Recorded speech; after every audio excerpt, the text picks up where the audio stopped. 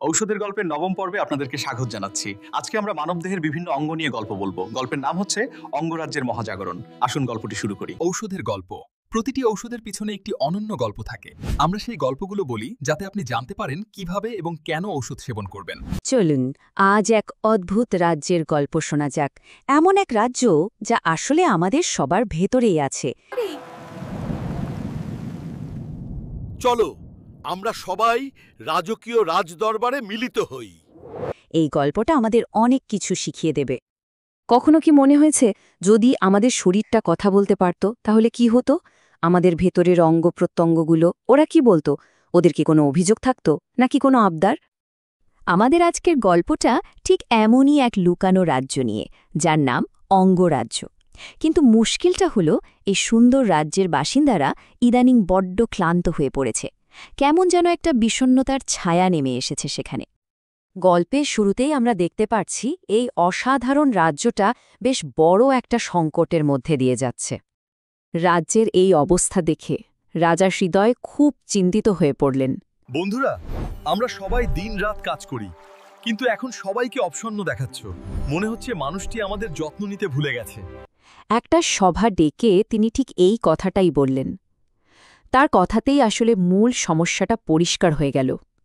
মানুষটা, মানে যার শরীরে এই রাজ্য, সে তার যত্ন নিতেই ভুলে গেছে। বন্ধুরা, আমরা সবাই দিনরাত কাজ করি, কিন্তু এখন সবাইকে অপশন্ন দেখাচ্ছ।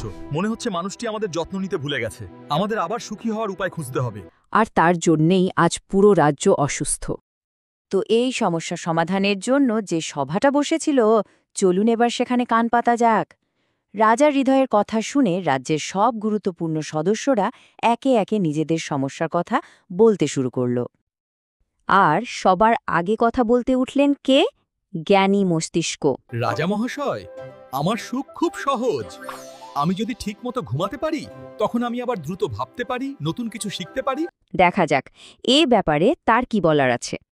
মস্তিষ্ক কিন্তু খুব সহজ করে ওর চাহিদাটা বুঝিয়ে দিল। ঘুম আমার জাদুর ওষুধ। আমি তোমার নির্দেশ ঠিকমতো বুঝতে পারি। ঘুম কম হলে আমি গুলিয়ে যাই, মনে থাকে না কিছু। ওর চায় শুধু পর্যাপ্ত ঘুম। ঘুমটাই ওর কাছে একটা ম্যাজিকের মতো, কারণ ঘুমের মধ্যেই তো ও সারাদিনের সব এলোমেলো তথ্য গুছিয়ে নেয়, নিজেকে সারিয়ে তোলে আর পরের দিনের জন্য একদম তরতাজা হয়ে তৈরি হয়। তাহলে জ্ঞানী মস্তিষ্কের এই যে আকুতি, এর আসল মানেটা কি? মানেটা হলো প্রতিদিন 7 থেকে 9 ঘন্টার একটা ভালো ঘুম আমাদের স্মৃতিশক্তি আর চিন্তাভাবনাকে একদম সতেজ রাখে। এটা শুধু বিশ্রাম নয়, এটা মস্তিষ্কের জন্য একটা অপরিহার্য কাজ। মস্তিষ্কের পর এবার নিজেদের দুঃখের কথা বলতে এগিয়ে আলো রাজ্যের মূল কাঠামো, মানে হাড়েরা। আমরা সূর্যের আলো চাই। মানুষ যখন রোদে যায়, আমরা ভিটামিন ডি পেয়ে শক্তিশালী হই। না হলে আমরা নড়তে ভয় পাই। ওদেরও কিছু নালিশ আছে। হাড়ের চাওয়াটা আরও সহজ। ওদের দরকার একটিখানি সূর্যের আলো, কারণ ওই রোদ থেকেই তো শরীর ভিটামিন ডি পায়, যা ছাড়া হাড় একদম দুর্বল হয়ে পড়ে। এতটাই দুর্বল যে ওরা নড়াচড়া করতেও ভয় পায়। এরপরে এলেন রাজ্যের বাতাস সরবরাহকারী, মানে ফুসফুস। আমি চাই কিছু গভীর শ্বাস। মানুষ যখন বিশুদ্ধ বাতাসে শ্বাস নেয়, আমি তখন পুরো শরীরের রাজ্যে অক্সিজেন পাঠাতে পারি। তার অনুরোধটা খুবই সাধারণ, কিন্তু রাজ্যের জন্য ভীষণ জরুরি। ফুসফুসের কাজই হল সারা রাজ্যে অক্সিজেন পৌঁছে দেওয়া, আর তার জন্য ওর দরকার শুধু একটু তাজা বাতাস আর কয়েকটা গভীর শ্বাস।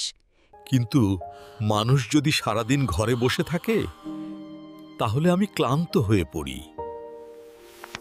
কিন্তু দিনভর যদি বদ্ধ ঘরে কেটে যায়, তাহলে তো ওর কাজ করাটা খুব কঠিন হয়ে পড়ে, তাই না? ফুসফুসের এই কথাটা কিন্তু আমাদের খুব সাধারণ কিন্তু জরুরি কয়েকটা অভ্যাসের কথা মনে করিয়ে দেয়। যেমন নিয়মিত কিছু গভীর শ্বাস-প্রশ্বাসের ব্যায়াম করা, ঘরে জানালাটা একটু খুলে দেওয়া, আর সুযোগ পেলেই বাইরে থেকে একটু ঘুরে আসা। এই ছোট ছোট কাজগুলোই কিন্তু পুরো শরীরকে সতেজ রাখতে পারে। সারাদিন মোবাইল স্ক্রিনের দিকে তাকিয়ে থাকলে আমার খারাপ লাগে। আমাকে একটু বিশ্রাম দাও, আমি আবার সবকিছু পরিষ্কার দেখতে পাবো। যখন আমি নতুন কিছু শিখি, আমি অনুপ্রাণিত হই। মানুষটি যখন নতুন কিছু শিখে, যেমন গান, ছবি আঁকা, ধাঁধা, তখন আমি অনুপ্রাণিত হই। যে কোনো দক্ষতা অর্জন করতে আমি খুব ভালোবাসি। আমার প্রত্যাশা ভালোবাসা, আমার সুখ ভালোবাসা আর হাসিতে। মানুষ যখন প্রিয় মানুষদের সাথে সময় কাটায়, আমি সুখ বিলিয়ে দেই। যদি তুমি সময় না মানো তাহলে কিছুই ঠিক হবে না। আমাকে খুশি রাখার উপায় হলো প্রতিদিন সঠিক সময়ে ঘুমানো এবং সঠিক সময়ে ওঠা। এবার কথা বলতে এলেন রাজ্যের সবচাইতে গুরুত্বপূর্ণ পরিষ্কারতা কর্মী, মানে কিডনি। শরীরে আমার প্রয়োজন পানি, আমাকে পানি দিতে ভুলবে না। পানি পেলে আমি সব বিষাক্ত জিনিস শরীরের রাজ্য থেকে বের করে দিতে পারি। তার চাহিদা একটাই, কিন্তু সেটা না হলে রাজ্যের চলবেই না। কিডনির বার্তাটা একদম পরিষ্কার। রাজ্যের ভেতরকার সমস্ত ময়লা, সমস্ত বিষাক্ত জিনিস বের করে দেওয়াই ওর কাজ। আর এই কাজটা করার জন্য ওর একটাই অস্ত্র দরকার, প্রচুর পরিমাণে জল। জল ছাড়াও একদম অচল। আমি শরীরের সুপারহিরো।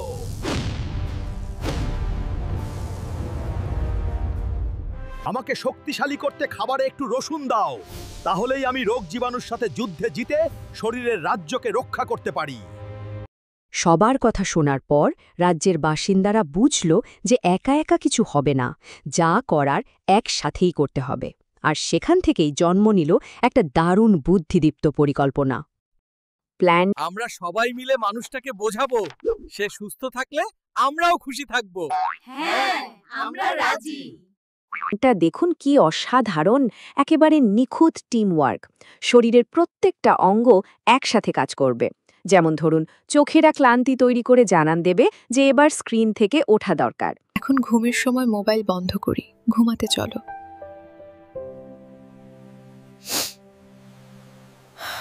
মস্তিষ্ক হাই তুলিয়ে ঘুমের কথা মনে করাবে। খুব ঘুম পাচ্ছে, চলো ঘুমাতে যাই। এখন কোনো কাজ নয়, ঘুমাতে হবে। কিডনি গলা শুকিয়ে জলের সিগন্যাল দেবে।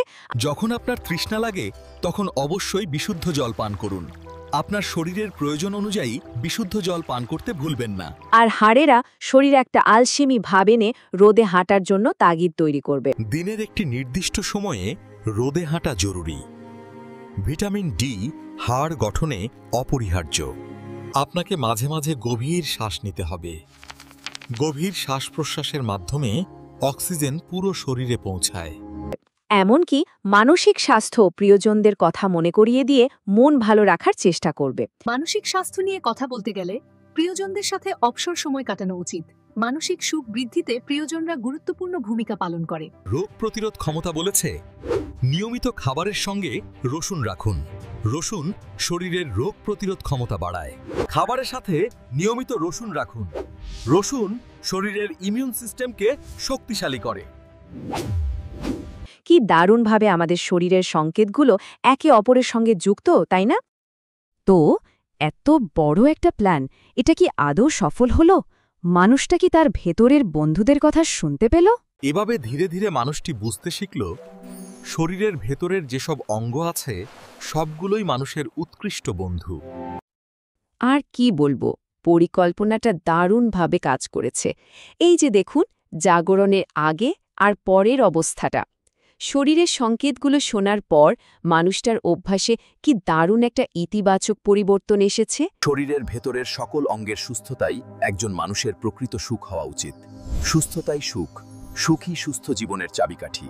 অস্বাস্থ্যকর জীবনযাপন থেকে সে ধীরে ধীরে একটা সুস্থ জীবনের দিকে হাঁটতে শুরু করেছে। আর সবচেয়ে বড় যে পরিবর্তনটা হলো সেটা হলো মানুষটার ভাবনায়। সে আস্তে আস্তে বুঝতে পারল যে শরীরের যত্ন নেওয়াও মানে আসলে নিজের ভেতরের এই ছোট্ট বন্ধুদের যত্ন নেয়া। শরীরের ভেতরের সকল অঙ্গের সুস্থতাই একজন মানুষের প্রকৃত সুখ হওয়া উচিত। সুস্থতাই সুখ, সুখী সুস্থ জীবনের চাবিকাঠি। আর ওরা ভালো থাকলেই সে নিজেও ভালো থাকবে। গল্পের শেষে আমরা কি দেখতে পাই? দেখতে পাই সেই বিষণ্ণ রাজ্যে আবার আগের মতো আনন্দ আর উৎসবের পরিবেশ ফিরে এসেছে। মানুষটার এই পরিবর্তনে দেখুন পুরো রাজ্যটা যেন আবার হেসে উঠেছে। হৃদয় আনন্দে ছন্দে ছন্দে চলছে, মস্তিষ্ক আলো ছড়াচ্ছে, সবাই আবার নিজেদের কাজ ঠিকমতো করতে পারছে, আর রাজ্যটা আগের থেকেও বেশি প্রাণবন্ত হয়ে উঠেছে। যে নিজের শরীরের বন্ধুদের খুশি রাখে সে নিজেও সবচেয়ে সুখী হয়। আর শেষে রাজা হৃদয়ের এই ঘোষণাটাই যেন পুরো গল্পের সারমর্ম। যে নিজের শরীরের মানে অঙ্গ প্রত্যঙ্গদের যত্ন নেয়, তাদের খুশি রাখে, আসলে সেই তো সবচেয়ে সুখী মানুষ। এই গল্পটা শেষে আমাদের সবার জন্য একটা প্রশ্ন রেখে যায়, তাই না? আমাদের শরীরের ভেতরের এই বন্ধুরা তো সারাক্ষণই আমাদের কিছু না কিছু বলতে চায়। আমরা কি ওদের কথা মন দিয়ে শুনি? আজ না হয় এদের মধ্যে কোনো একজনের কথাই শোনা যাক। যে নিজের শরীরের বন্ধুদের খুশি রাখে সে নিজেও সবচেয়ে সুখী হয়।